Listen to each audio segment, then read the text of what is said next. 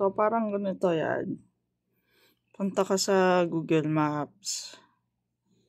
And then, type mo kung ano yung lugar na gusto mong i-edit.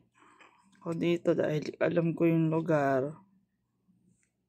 Dito ko sa matandang bahay namin sa Morga.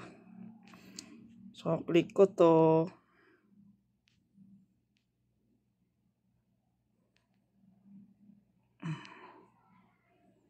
And then, napalayo pala ako.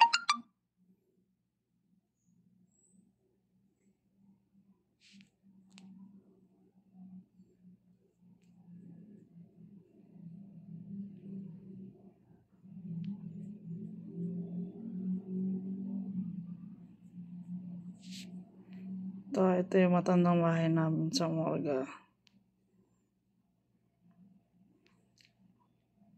Ito. So, para i-add ko yan,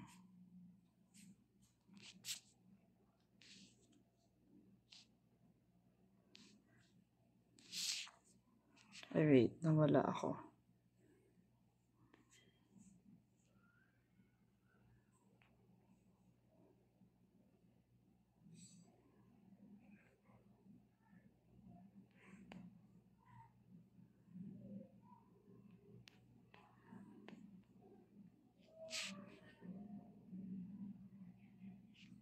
Hirap kasi pag sa cellphone eh.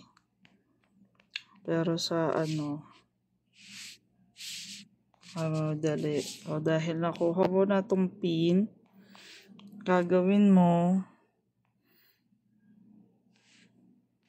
share, label, edit.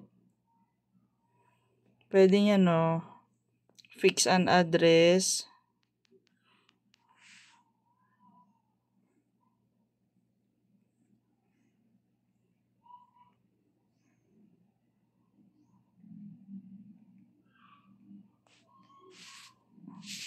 Ayan, ganyan, next.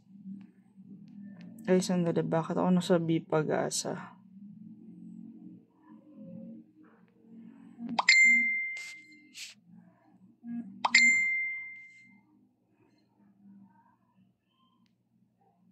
Tama nga, ito nga. Ito nga yung matandang bahay namin, Pwede siyang add sa missing place. Place name. Kasi ito yung old business ng tita ko. Chris Ben Woodcraft. Category, pwede kong ilagay office.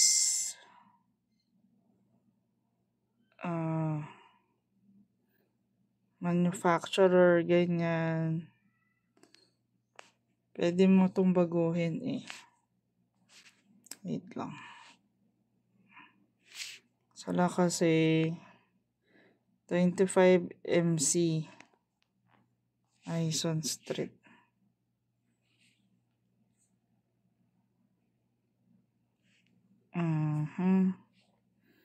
Add more details. Located within Taytay Bayan. Ay, wala pala akong photos ng morga namin. Yan. So, pwede nang ganyan, Ayan, add opening. Ganyan.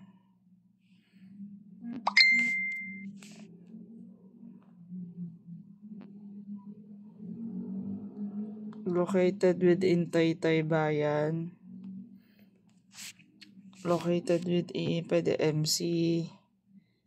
Aison Street. Pero kasi pag ganyan, bahala ka na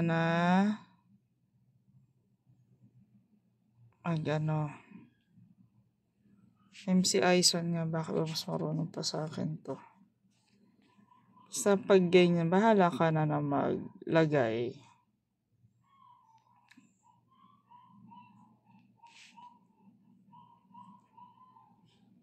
Chris Ben Woodcraft. Category, pwede siyang residential, ganyan. housing complex. Submit. Oh.